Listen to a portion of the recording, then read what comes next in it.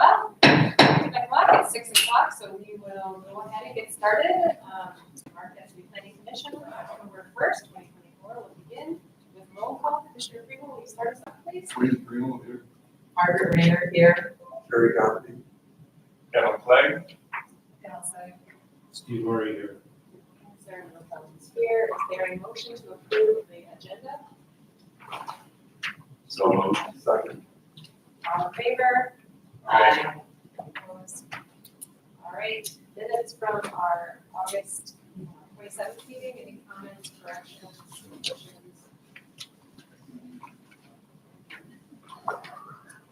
Good. Okay, by consensus, those look like those we passed. Any conflicts of interest tonight? I don't think so, since we're discussing our master plan. I don't think that's an issue. We'll go to our first item on the agenda, a public hearing for the draft community master plan to discuss our recommendation to the city commission. So if there's anyone here from the public, well, I guess first we'll hand it over to the city staff to give an overview of the process, and then people would like to speak. Any comments related to the final draft of the community master plan will be welcome. But first, I'll hand it over to the city. I'll just give you the background here, that this is a culmination of a project that's been in the works for almost 2 years. We determined that the master plan was in need of being updated quite extensively, and the planning commission went through an exercise about 2 years ago, at the end of 2022, confirmed that, basically went through a checklist to confirm that the master plan needed to be rewritten more than just updated.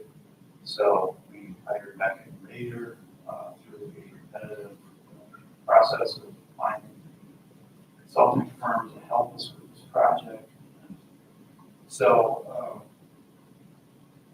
it is going to replace this master plan that we adopted in 2015 when the Planning Commission is satisfied the master plan is complete and represents the community's desires for things that they expressed seeing in the master plan, and that it reflects that input that was given through the extensive public input process that was provided.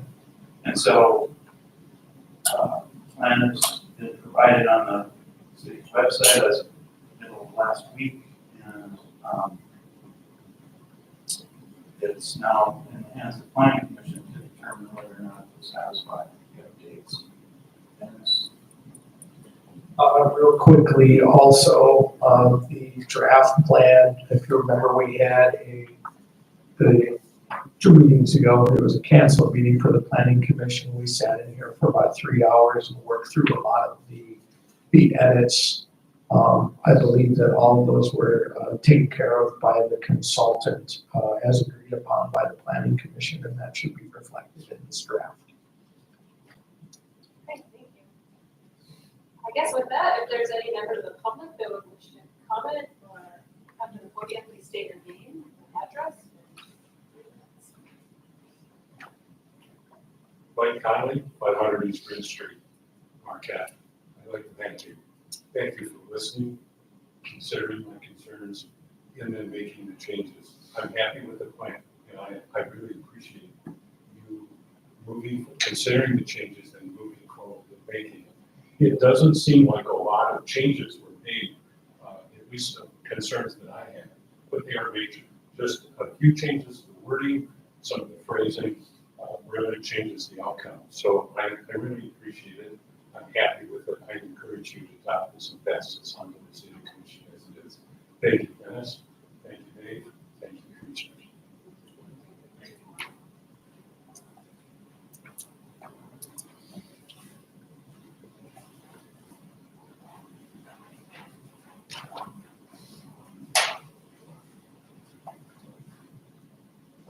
Good evening. My name is Barb Kelly. I live at 430 East Arch, and I've actually lived there since 1977.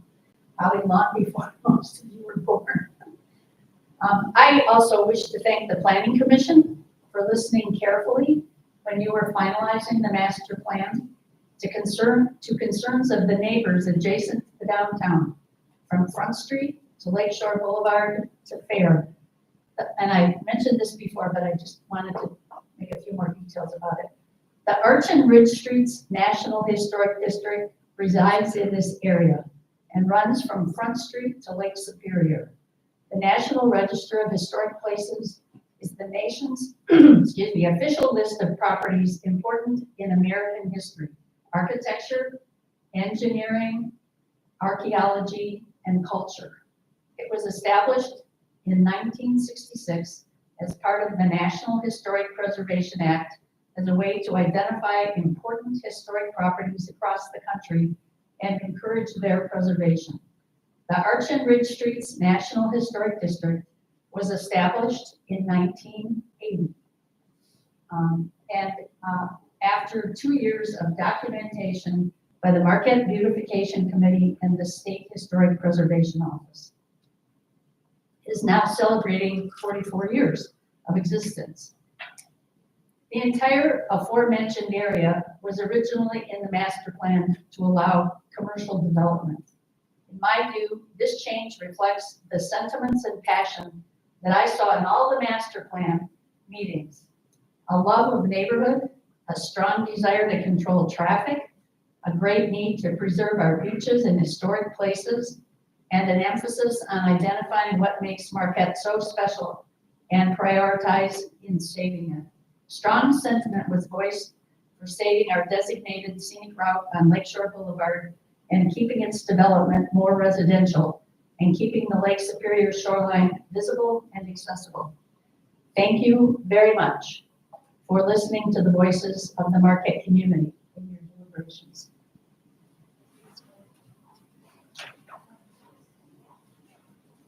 Anyone else for public comment?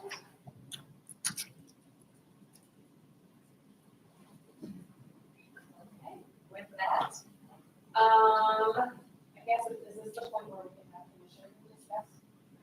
Okay, would anyone like to comment, add to, share feelings about the latest draft? Maybe we could, yeah, go ahead. I was just thinking we could go down the line, because since we're gonna have to make a vote on whether we want to forward your recommendation, like we could just get a pulse of where everybody on the commission is at with the revisions, any comments people may have. But, does that sound good? We'll kind of just go down the line and people can say they have comments, if they're feeling good, is this like something we should move forward? Commissioner Freeman, do you want to start us off? Just share your thoughts. All the nice pictures. Nice pictures. That's it. Okay. Commissioner Reader? I thank you for all that work 2 weeks ago, 3 weeks ago.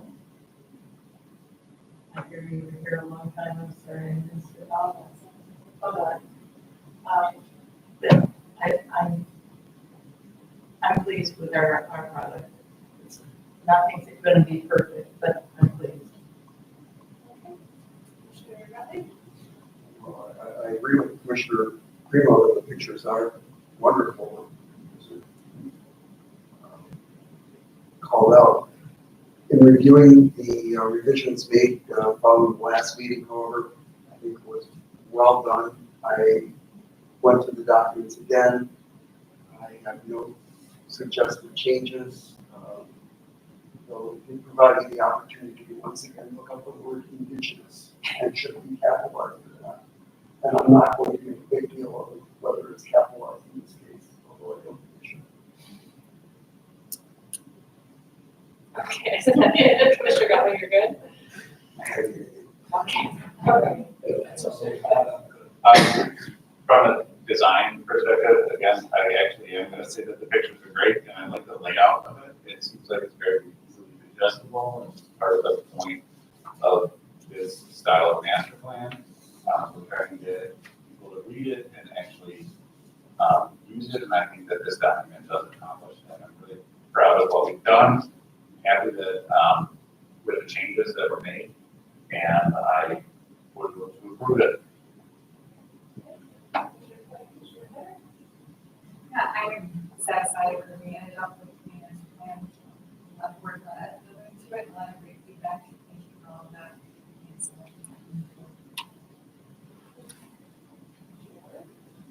I'll just cover that it looks a whole lot better on paper than scrolling through it on the screen.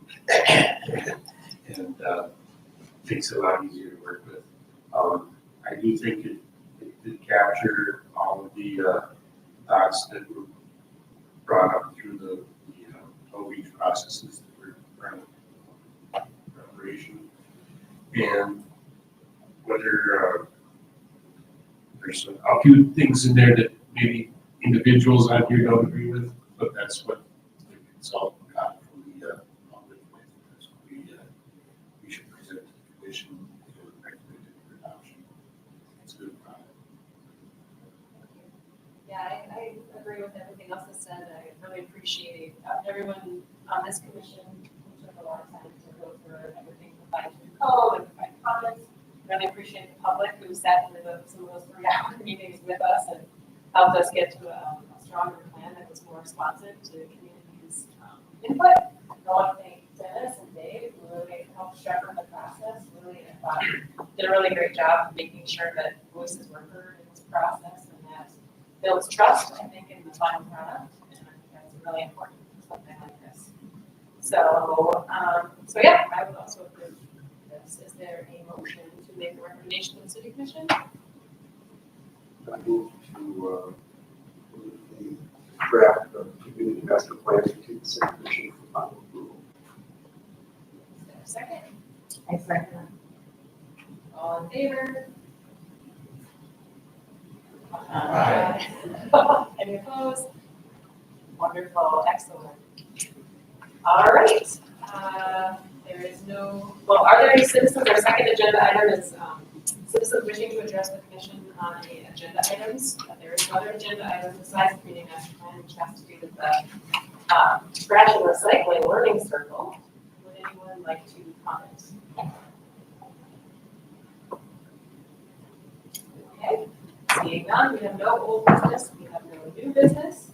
Are there any citizens wishing to address the commission on any non-agenda items? Okay, seeing none, we will go to item number 6, correspondence, reports, and minutes. Dave provided us some materials from Learning Circle number 2 on trash and recycling. Dave, did you want to give us an overview about, I think some of us, you've been sending us the Learning Circle information, so I think people are aware of it, but maybe you can give us a little more. Sure. It's great to be at this item so soon. And the Learning Circles project was kind of delayed for the July and August was originally sessions planned that were then moved to September, October, extended the project out to December, this initial phase. And this is just an initial phase of the called scenario planning project for what it's called a 2049, Marquette 2049 project. That's being hosted by the Marquette County Climate Adaptation Task Force, which is overseen by the county administrator's office, and participants are a lot of agencies from across the county. It's a scenario planning project to determine what our scenarios will look like if we remain kind of in the business as usual mode, responding to climate change crisis, or if we take various different levels of action, and those have not been addressed yet. These are the items that are being discussed at the Learning Circles, which was the product of input from a group of about 75 different people from around the county who responded to this idea to contribute things they wanted to know more about so that they can make informed decisions for the public and their individual agencies on climate change, how to respond. So the one that I've got material for in here is about trash and recycling, and that was held on June 12th. So the reason this is now in this all the way in September's agenda is we had 3 planning commission meetings canceled this summer, I think, because we didn't have any other business to talk about. But if you read this information in here, and I would encourage anybody to go and look at this story of stuff, there's a link here for the story of stuff. That's a really good place to start all of this, but there is some really good information in here about local recycling efforts, the state of recycling in the UP, and waste management, and all kinds of associated issues with these recycling and waste management efforts that are happening. And if you read this, it's kind of depressing, but it definitely is good to know where we're at, because where we're at is kind of the bottom as far as all our recycling rates. And it gives us an idea of how much work there is to do. And a lot of what was discussed in these meetings was how some of that could be improved. So I'm just scrolling through to give everybody a sense of, how much data there is available just on our local, across the UP and locally in Marquette County about these issues. So this is a very representative sample of what these learning circles are bringing forward to people that are attending, kind of information is being provided and discussed. So I won't say anything more about this one, but the latest one was just held in September, which I missed being out of town for, unfortunately. And we've got another one coming up. Go back to that sheet, sorry. We've got one on economic development and diversification coming up on October 9th. So I got a question for the planning commission. Did anybody attend the healthcare, housing, transportation services? I haven't heard much about it. There hasn't been any a summary released yet, so we'll get that out in our next agenda, and then hopefully some of you can attend the economic development portion. All of these are really informative, and find out as I have through the first 2 that there's a lot we don't know about these issues. I would just encourage anybody who's at all interested in this, try to make arrangements to have a tour of the recycling line at Marquette County Solid Waste. It is very impressive. It is still done largely by hand with people hand sorting things on the belt. There are mechanized sorters out there that take care of some of the separation, but the material continues in a continuous circle, goes back on the belt again until it's all cleaned out basically to one pile or another. And they do get a lot of unacceptable material in the recycling stream. I think they still have an obligation to do a lot more public education in that area, try to improve on that, but it is quite impressive as to the volume of material that they are handling and how much capacity they still have to bring in recyclables from other parts of the Municipal recycling facility that I grant for a few years ago, that I need to getting people to actually do the recycling seems to be one of the biggest. One of the things that I learned is that the county landfill authority is probably the most important player in the county and in the region probably when it comes to waste management and recycling.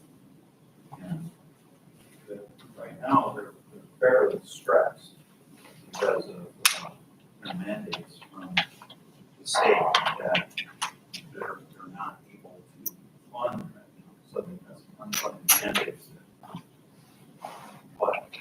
to get through somehow.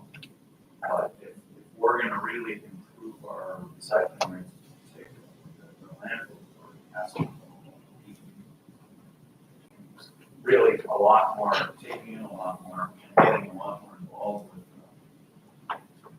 with the whole recycling from different organizations. And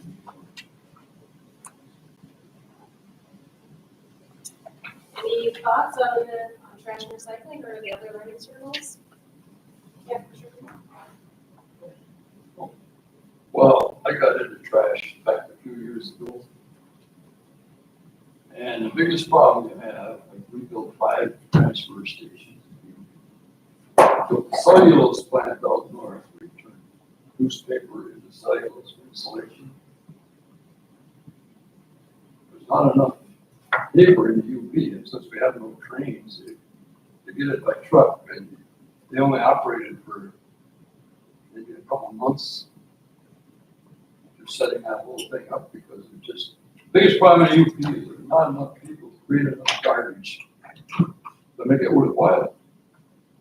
So you save a few plastic bottles, they're recycling them out there, correct, Steve? That's the only product that brings them any money, but if you look at the money it brings in, the money that goes out to save them doesn't amount to much. So biggest problem is we don't create enough garbage to make recycling anywhere close to profitable.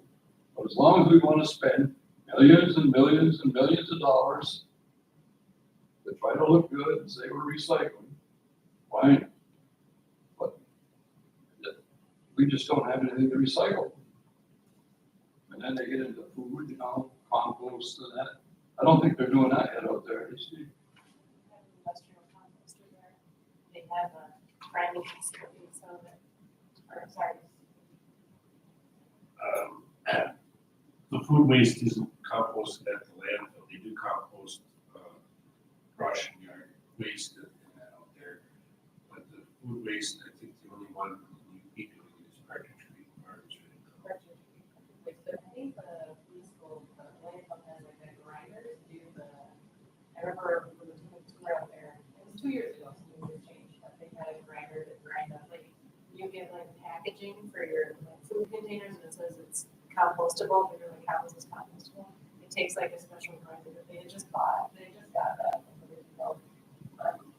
But yeah, but like food waste from, I know Northern has a program that they're partnering with Marquette, composting on a slightly like commercial scale, just general, like, you know, potato peels and that kind of thing. But I knew they have an industrial grinder at that facility, whether or not they're using it right now. That stuff used to go in the gardens. In the gardens. Oh, yeah, like potato peels and whatnot. Yeah, everything went in the garden because you couldn't afford to go down and buy a bunch of fertilizer, so you put it in the garden, which just as well. I guess I would add that when I worked for the ski Marquette, I was the one who wrote the collection specifications for bidders to started a separate collection for recyclables. So before that, there was a number of private groups around town that collected newspapers and tried to sell things. But I think that was back in the early 80s. When I was in Uganda, I went into their spec out there. When I was in Chocolate, I went into their spec out there. Very few townships are really offering separate recycling collection. And I think it would be the landfill authority and maybe the county in general to work with the township association to try to encourage more specs that provide for that service. I think, part of it is we're not generating a lot, but part of it is we're not trying to collect most of it that is out there and that people do want to separate too. So a few townships have drop house things. most of them offer a collection service, and it's only one type of collection, everything that they put out there goes to the landfill. So, none of the landfills in the UP are in that great a shape that they can afford to fill them up and start new ones. Yeah, the incentive for recycling is to prolong the time of that material out.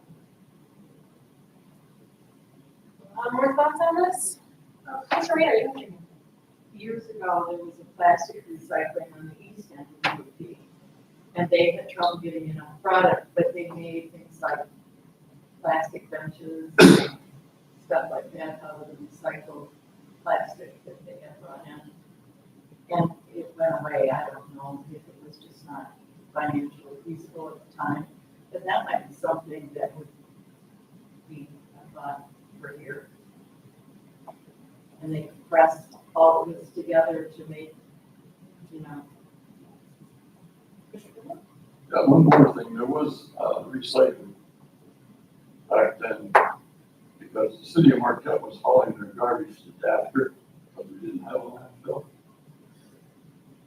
And the guy down there, who was the brother of the owner, the Marquette dumped their garbage. He picked up on the average of $800 a day in recyclable bottles and cans. So there was recycling going on. We pulled all that out of the garbage, turned it in.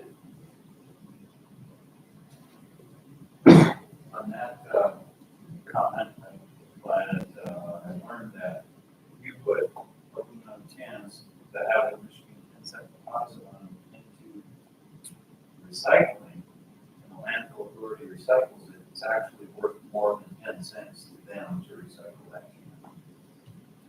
That aluminum, the value of the aluminum is worth more than 10 cents. We just testified that laziness. Yes. Don't feel that.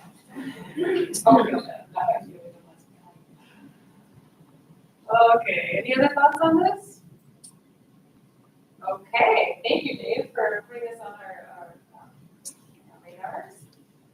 We don't have a training or any other work sessions or reports, so we will have our commission staff comments. We go ahead, Commissioner Granger? I don't have any comments. Okay. Just getting into the labor break. Comment. Although I do love the painting that we used as a front cover. Yeah, the chamber intro. It's very nice.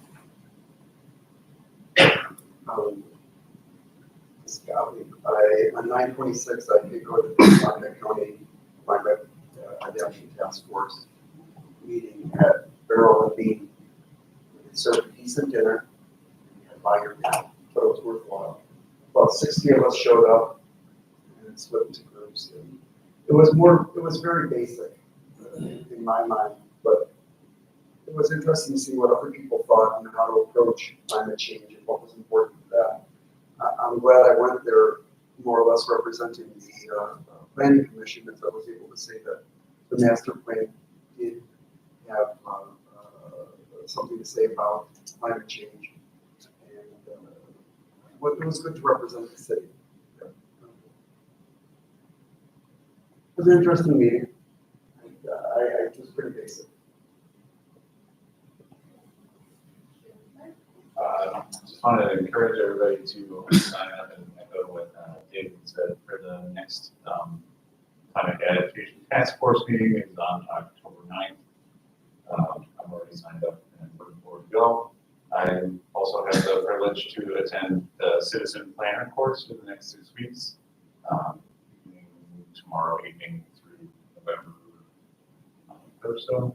So very excited that we were able to adapt or recommend this plan for adoption and glad to move on with the project.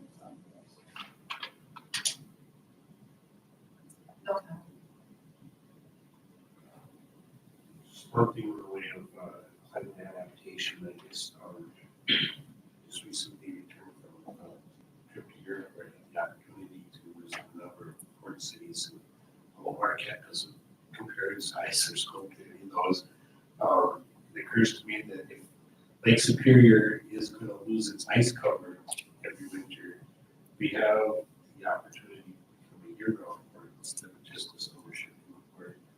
And that we probably should be planning on how we could accommodate that and the benefits that go with it. In some of our future plans too. Thank you. Dennis?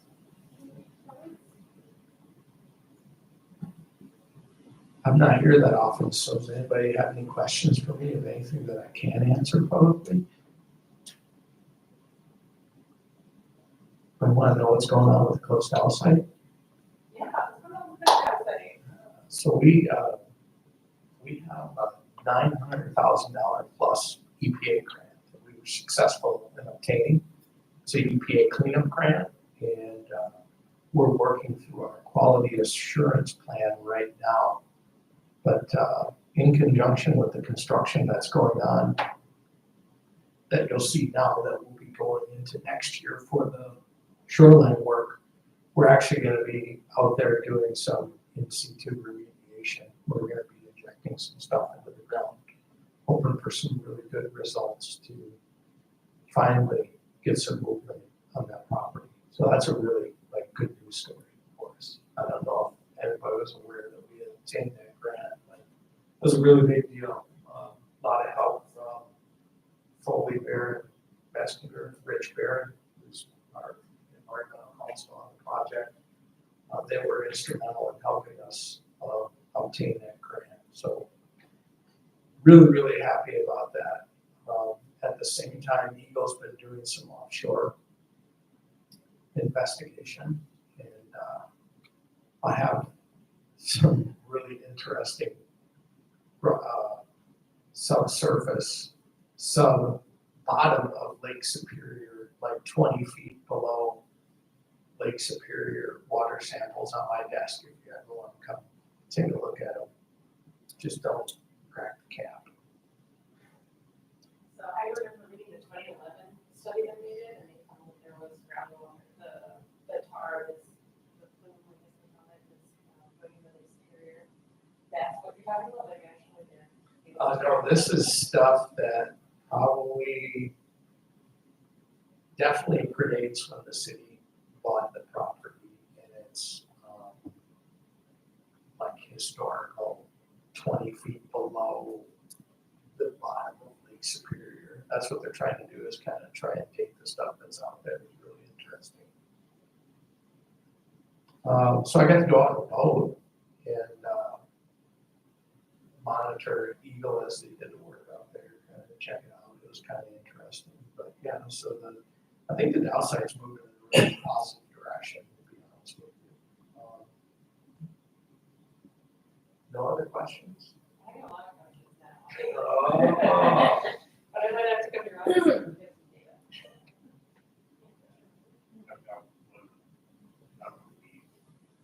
Just right on what's happening with the big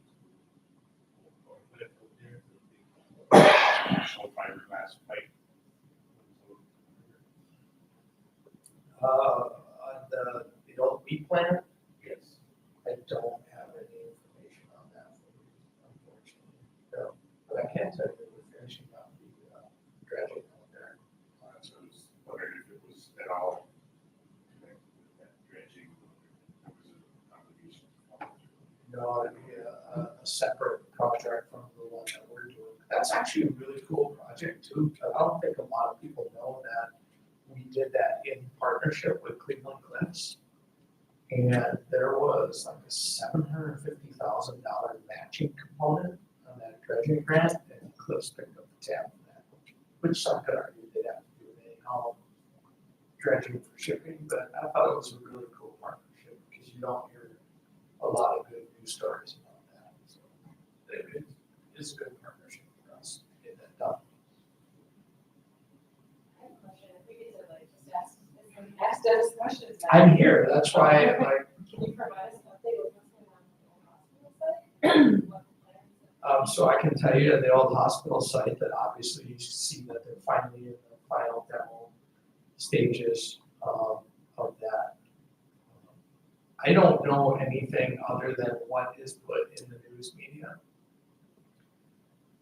But I happen to know about it probably the same day it occurs, but, so, you know, NMU Foundation has come to a agreement to transfer the property over to Viridian.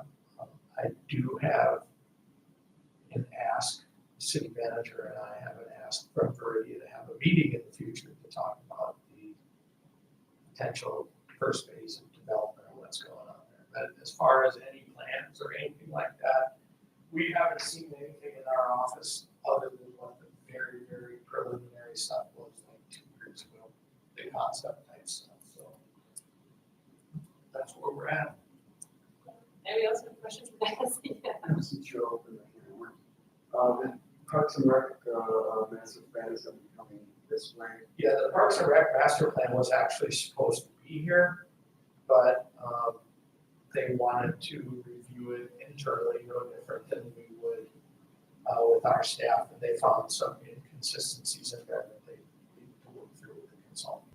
Yeah, and timeframe? I talked to John this morning, and he felt that by the end of the week, it probably should have a copy of the draft that can be like public for people to look at and stuff like that. As far as timeframe for the planning commission, we would probably be looking at your next meeting, that's October 15th. And then what happens at that point with that? Do you get a chance to review comment, or is it just perfunctory? Well, yes, but it's not gonna be like the process in master plan where you get the consultant to rewrite your content. It's gonna be more or less what are your observations and input that that team might want to consider making. You could make some changes, obviously, so I can tell them what I'm not expecting. They're going to, they're probably gonna, well, that might not, so it's just, Yeah, and making changes. and like my conversations with John, the general themes haven't really changed from the last recreation master plan. A lot of it is maintain what we have. So, I was gonna say. Well, There pickleball better be pickleball. in the dog park, right? We make sure that pickleball and dog park are in there, but generally the recommendations are still more along the lines of maintain what we have. But I was, glad you mentioned those two things, because that was my next one. Loud and clear in public conversation. Anybody else, final questions, last opportunity to pepper Dennis with questions? My phone number hasn't changed in the last 15 years, so feel free to call. Okay, cool, thank you, Dennis, appreciate those updates. Dave, you have any comments? yeah, so Sarah shared the presentation at the city commission last month, and did a really nice job. I watched the YouTube video. One of the things she brought up was that the whole Marquette that I asked her to put in there, put a slide in there of the whole Marquette project moving forward. That is not going to be coming. No, we should take that back. Absolutely sure.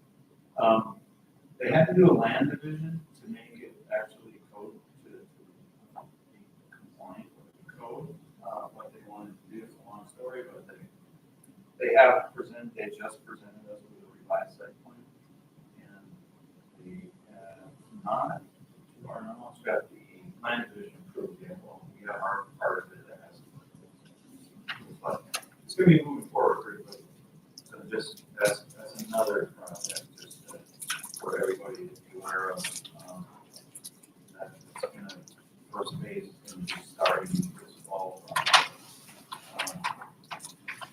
And just another interesting thing, and we don't know where this is going, just found out before the meeting, but since we're talking about big projects, there is a group at Michigan Tech that's reached out to We Energies, and they're potential for a commercial solar project at the old energy site. So that ends up happening, or it looks positive, it's gonna be a good thing that we have our solar stuff figured out. It's adopted into the LDC. So that's why we do those things. Work through all that stuff, get ready for these things that are coming.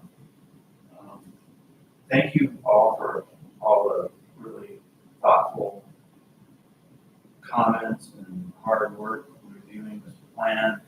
I know sometimes it doesn't look like staff is maybe giving you enough information or doing our part. We can sometimes just get so swamped with other stuff. We're not as able to do the research that we might be able to do. As a group, it's just a great example of how it takes a committee sometimes to get things the way you want. Everybody chipping in. I think that zoning occupies 85% of our time every day. Yeah, something like that. Yeah. Way too much time. Awesome, thank you, yeah, appreciate it.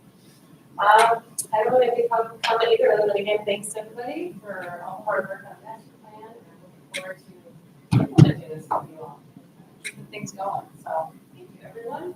And with that, we will adjourn this meeting at 6:42.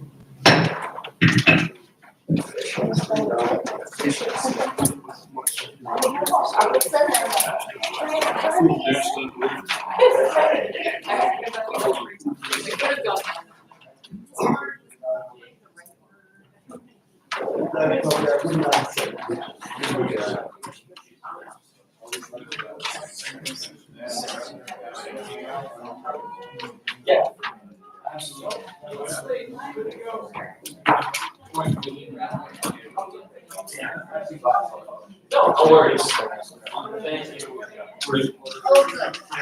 Thank you. We spoke.